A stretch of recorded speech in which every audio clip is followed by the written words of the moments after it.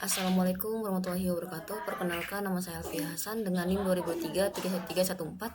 Di sini saya akan menjawab laporan teori untuk 5 soal ini. Di sini saya akan menjawab 8 teori. Nomor 1 itu saya disuruh jelaskan konsep hyperlink dan margin pada algoritma SPM serta bagaimana SPM menentukan batas pemisah terbaik antar kelas. Nah, SPM adalah algoritma klasifikasi yang memisahkan data menggunakan hyperlink sebagai batas antar kelas. Hyperlink ini bisa berupa garis atau bidang tergantung dimensi data. SPM tidak memiliki hyperlink secara sembarang, tetapi mencari yang paling optimal dengan mempertimbangkan margin, yaitu jarak antar hyperlink dan data terdekat dari tiap kelas atau supervektor. Nah, intinya hyperlink itu kayak batas pemisah kelas. Margin ini jarak hyperlink ke supervektor. Tujuan SPM ini untuk memaksimalkan margin agar pemisah lebih akurat. Selanjutnya saya akan membahas soal nomor 2, di mana soalnya itu bagaimana cara kerja algoritma Cummins dalam mengelompokkan data dan apa pengaruh pemilihan nilai K terhadap hasil clustering. Nah, Cummins ini kan mengelompokkan data berdasarkan jarak ke sentroid. Data dimasukkan ke cluster dengan sentroid terdekat, lalu sentroid diperbarui sampai stabil. Nilai K ini sangat berpengaruh. Pertama, K terlalu kecil, data berbeda bisa tergabung. Kalau K terlalu besar, cluster terlalu banyak dan sulit dianalisis. Karena itu, hasil Cummins sangat tergantung pada pemilihan nilai K yang sangat tepat. Untuk soal nomor 3, yaitu judulnya jelaskan prinsip dasar aglomerative clustering dan peran linkage single complete average dalam proses penggabungan cluster. Nomor 3, aglomerative clustering adalah metode clustering hierarki dengan pendekatan bottom up. Awalnya setiap data adalah satu cluster, lalu digabung secara bertahap berdasarkan jarak terdekat. Nah, peran linkage ini yang pertama ada single linkage, itu jarak terdekat, cluster memanjang. Complete linkage yaitu jarak terjauh, cluster lebih rapat. Dan terakhir ada average linkage yaitu rata-rata jarak, cluster lebih seimbang. Untuk soal nomor 4 saya akan menjawab dengan soal mengapa DBS scan tidak memerlukan penentuan jumlah cluster di awal, dan dalam kondisi apa algoritma ini lebih unggul dibandingkan Cummins. Nah, DB scan adalah clustering berbasis kepadatan sehingga tidak perlu menentukan jumlah cluster di awal. Cluster terbentuk dari area dengan keberatan data tinggi, sedangkan data terpencil dianggap noise. DB scan ini lebih unggul dibandingkan Cummins dalam kondisi yang pertama, data memiliki bentuk cluster yang tidak beraturan. Kedua, terdapat banyak noise atau outlier. Yang terakhir ada jumlah cluster tidak diketahui sejak awal. Nah, namun DBScan ini kurang efektif jika kepadatan antar cluster sangat berbeda. Selanjutnya saya akan menjawab soal nomor terakhir, nomor 5, yaitu dengan pertanyaan apa perbedaan SPM, Cummins, aglomerative clustering, dan DBScan. Nomor 5 ini, keempat algoritma ini memiliki perbedaan mendasar dalam tujuan dan cara kerjanya. SPM merupakan algoritma supervised learning yang digunakan untuk klasifikasi dengan fokus pada hyperlink dan margin. Sedangkan Cummins adalah algoritma unsupervised learning untuk clustering yang membutuhkan jumlah cluster di awal dan berbasis centroid. Sedangkan aglomerative clustering adalah metode clustering hierarki yang menggabungkan data secara bertahap tanpa perlu menentukan jumlah cluster sejak awal. Sementara itu, DBScan adalah algoritma clustering berbasis kepadatan yang tidak memerlukan jumlah cluster dan mampu mendeteksi noise. Perbedaan tersebut membuat setiap algoritma cocok digunakan untuk jenis data dan tujuan analisis yang berbeda. Selanjutnya saya akan membahas tentang praktikumnya. Saya akan menjelaskan codingannya. Sebentar.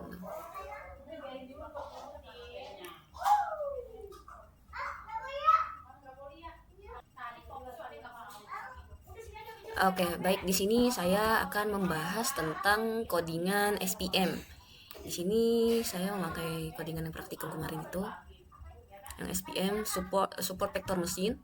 Di sini saya akan menjelaskan yang pertama itu ada bagian import library.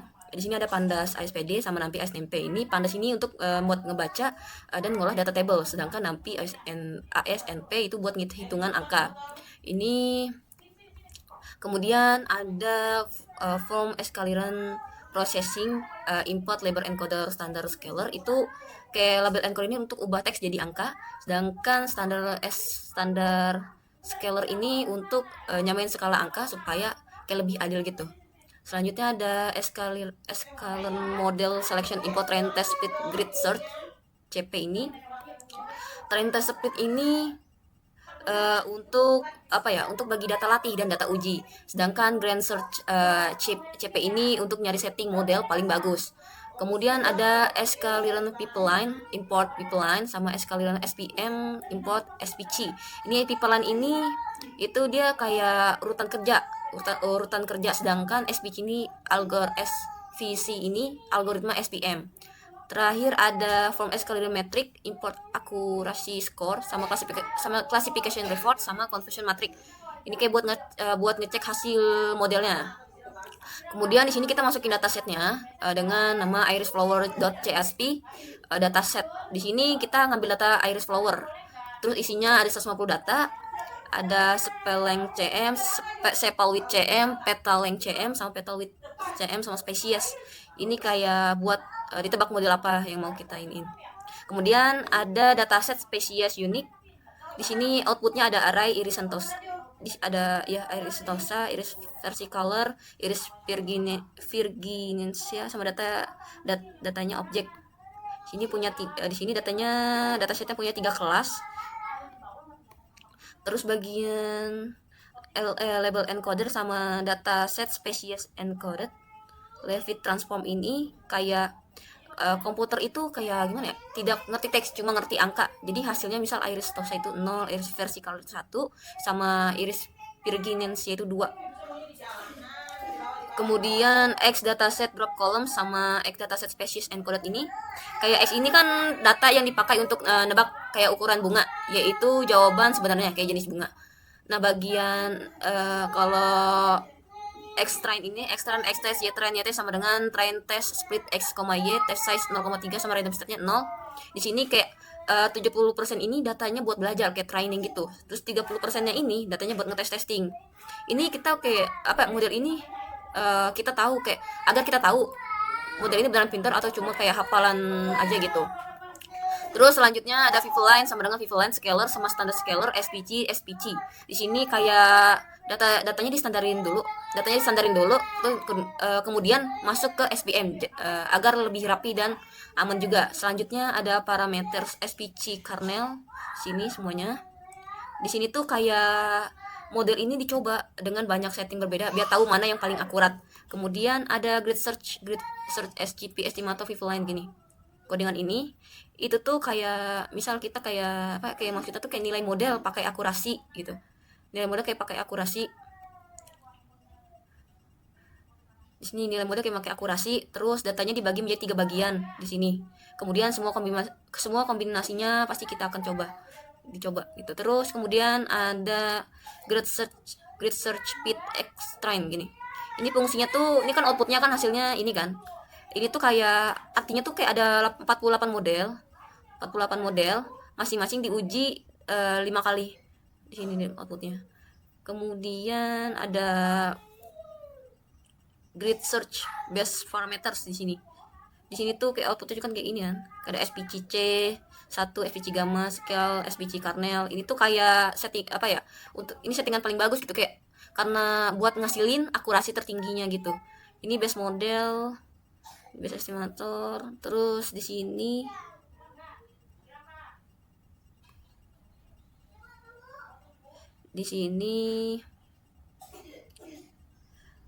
kita lihat kan modelnya udah bagus ya. Tidak overfitting. Di sini kita lihat dari hasil print dan output ini. Kemudian ada matriksnya di sini. Matriksnya itu 16 Santosa, terus 17 versicolor, sama satu versicolor ini salah, sama 11 virginensia ini. Terus selanjutnya ada iris anonim, NPR sama ini. Itu tuh sama prediksi spesies nih. Ini tuh kayak kalau ada bunga dengan ukuran itu, model menebak jenisnya itu iris virginica. Nah, jadi ini kayak kesimpulan dari codingan SPM ini, modelnya dengan model klasifikasi bunga, terus modelnya sangat akurat, hampir 98%. Dan juga pastinya bisa memprediksi bunga baru. Dan selanjutnya saya akan menjelaskan praktikum yang Kaminsnya.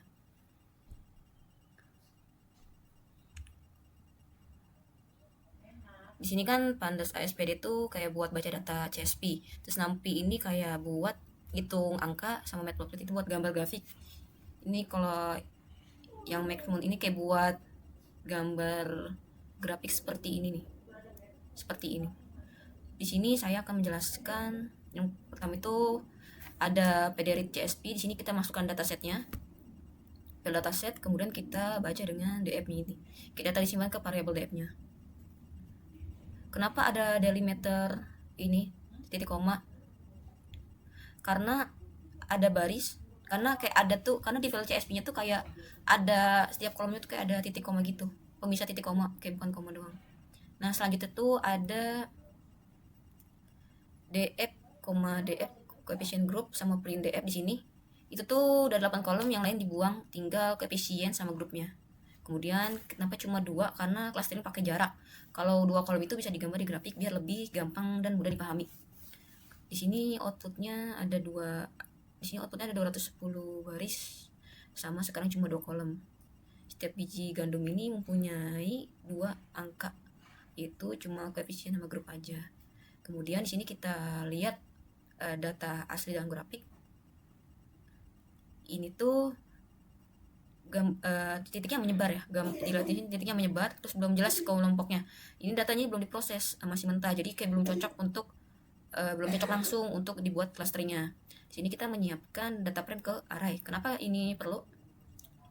Karena kami sini tidak bisa membaca data frame, cuma bisa array angka. Kemudian di sini ada from scalar and processing, import standard scalar, sama ini. Itu kita standarisasi dulu, nilai besar dan kecil kita samakan skalanya supaya koefisien tidak mengalahkan groove-nya. Terus perhitungan jarak jadi lebih adil. Contoh gampangnya misalnya koefisien sama dengan 8, terus grupnya sama dengan 0,5, maka jarak akan berat ke koefisien. Kemudian distandarisasi bikin nilainya seimbang. Kemudian di sini kita lihat VLT scatter x-nya, VLT show-nya di sini. Ya, di sini kita lihat ini kayak lebih rapi, pusat data di sekitar 0. Berarti datanya sudah siap, kemudian siap dikelompokkan. Terus di sini kita lihat dari from SQL cluster import Kaminsnya. Di sini kamu bilang terus kita bagi menjadi 3 kelompok. Kita cari titik tengahnya, hitung jarak tiap data, kayak masukin ke cluster terdekat. Kemudian di sini ada Kamins cluster center. Di sini tuh kayak 3 pasang angka. Ini tuh kayak buat titik pusat tiap cluster, terus sama setiap cluster punya 1 pusat. Kemudian di sini ada output PLT scatters, xscouts. Itu kayak titik beda warna, kayak beda cluster. Titik merah itu titik merah itu kayak titik merah besar, ini kayak pusat cluster, sama titik beda warna itu kayak beda cluster di sini. Di sini terbagi menjadi 3 kelompok. Setiap kelompok jelas titik pusatnya juga kelihatan di sini. Maka clusternya berhasil. Kemudian ada from escalator matrix, import device Baldwin score. Di sini tuh outputnya misalnya 0,72. Ini nilainya clusternya. Kemudian kita lanjut buat yang x, y max moons and samples 200, noise-nya 0,5. Di sini kita jelasin. Di sini kita bentuk fungsi max moons-nya yang menghasilkan data sintesis berbentuk dan setengah lingkaran moon shapes-nya. Di sini x, y-nya kita pakai 0, n samples-nya 200, noise-nya 0,05, random state-nya 42. Di sini menunjukkan jumlah total data yang digunakan. Kalau noise 0,05 itu kayak memberikan gangguan acak kecil agar data lebih realistis. X ini berisi koordinat 2 dimensi setiap titik data. Y ini merupakan label asli namun tidak digunakan dalam proses clustering karena Kamins termasuk metode unsupervised learning. Kemudian di sini kita gunakan normalisasi data, scalarin. Ini dilakukan tuh kayak agar setiap itu memiliki skala yang sebanding sehingga tidak ada satu fitur yang mendominasi perhitungan jarak dalam Kaminsnya. Selanjutnya penyesuaian tambahan pada sumbu Y di sini. Ini tuh kayak bertujuan untuk meredukasi sebaran vertikal data sehingga bentuk 2 bulan menjadi lebih rapat dan mempermudah proses pemisahan cluster oleh algoritma Kamins. Proses clusteringnya di sini kita pakai Kamins n cluster 2, random set 42, n initnya 10. sama labelsnya di sini. Itu n cluster 2 menandakan jumlah kelompok yang diinginkan. Terus n init 10 itu digunakan untuk menjalankan inisialisasi centroid sebanyak 10 kali guna memperoleh hasil yang lebih stabil. Labels ini berisi hasil pengelompokan data ke dalam cluster 0 atau 1. Terus ini kita penyesuaian label di sini for in range and label di sini sama x scale sama YV. Ini ke data berada di area tengah kiri diberi label 0, data yang berada di area tengah kanan diberi label 1. Nah, kemudian kita lihat di PLT scatter. Ini tuh warna ditentukan berdasarkan label cluster. Misal kalau materi di sini digunakan di mana cluster 0 ditampilkan warna ungu, sedangkan cluster 1 ditampilkan warna kuning terang. Nah, kita lihat hasil outputnya ini. Berdasarkan hasil visualisasi terlihat bahwa data terbagi menjadi 2 kelompok utama yang menyerupai 2 bentuk bulan. Namun pemisahan ini tidak sepenuhnya mengikuti struktur alami data karena algoritma kami sini menggunakan pendekatan jarak Euclidean dan mengasumsikan bentuk cluster yang cenderung linear atau berbentuk bulat. Ini kayak kurang optimal untuk data pada non-linear seperti dataset.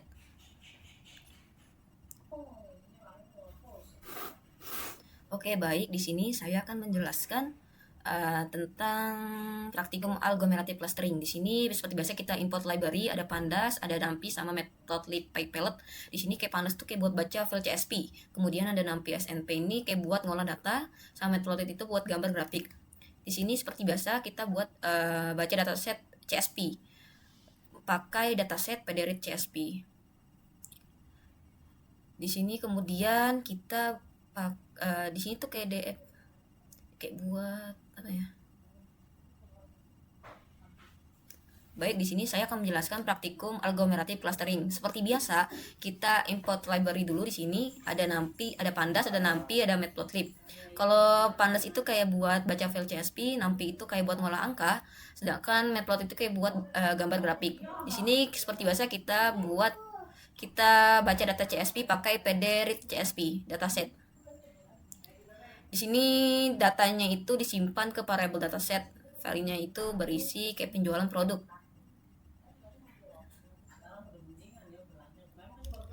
Kemudian di sini ada file scatter dataset WO, dataset W8 sama sama dengan 10. Terus ini PLT show-nya ini buat kayak nampilin grafik. Di sini kita gambar, di sini kayak ada tampilan outputnya gambar titik-titik, ada satu titik satu produk, X sama dengan WO, Y sama dengan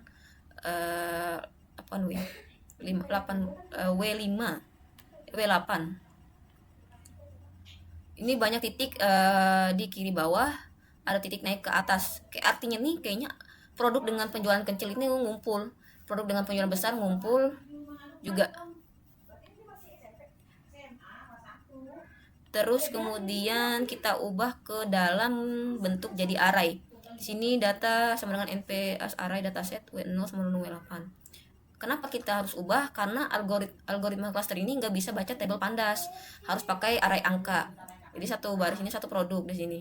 Kemudian kita import Skippy cluster hierarchy ASSCH ini buat hierarchical clustering, buat gambar dendrogramnya. Di sini kita lihat ada dendrogram SCH linkage di sini. Di sini tuh kita buat dendrogram itu kayak grafik pohon, menunjukkan proses penggabungan data.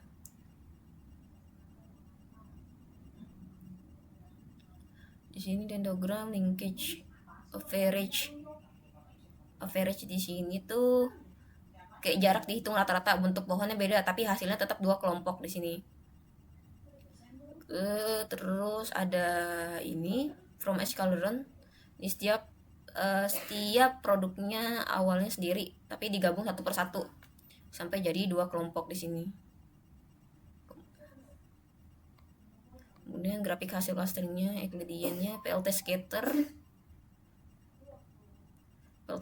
data output Euclidean-nya S20 CMF rainbow PLT show. Titik warna ungu di cluster 1, titik warna merah di cluster 2. Di cluster 1 itu kayak penjualannya rendah, sedangkan cluster 2 itu penjualannya tinggi. Ini clustering Manhattan di sini. Manhattan itu jarak beda. Kalau complete itu jarak terjauh.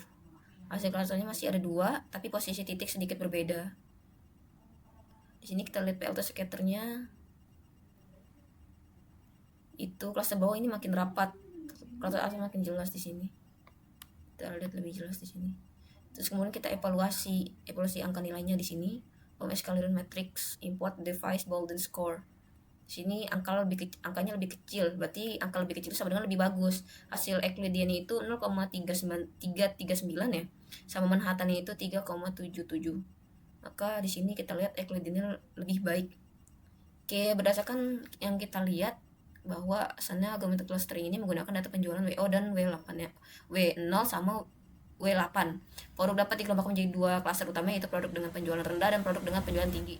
Evaluasi menggunakan device bolden score menunjukkan bahwa metode Euclidean menghasilkan clustering yang lebih optimal dibandingkan Manhattan. Oke.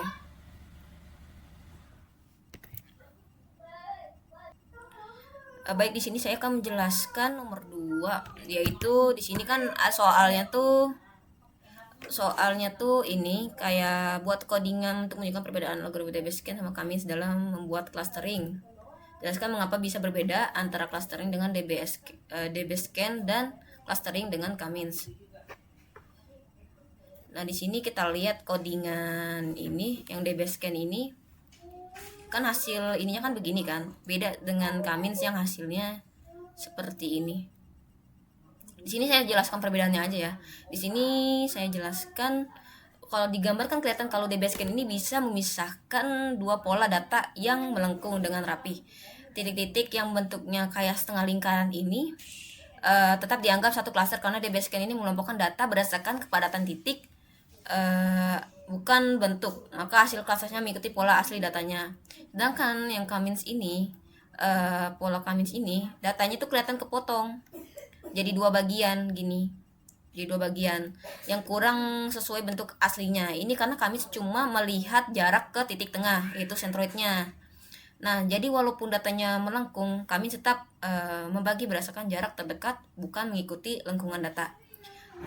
Kesimpulannya dari dua gambar ini, kalau DB-Scan ini lebih cocok, terlihat lebih cocok untuk data bentuknya nggak lurus gitu atau melengkung, sedangkan Cummins ini kurang pas untuk pola seperti ini karena asumsinya klasternya berbentuk bulat.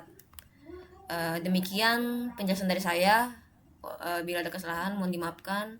Wassalamualaikum warahmatullahi wabarakatuh.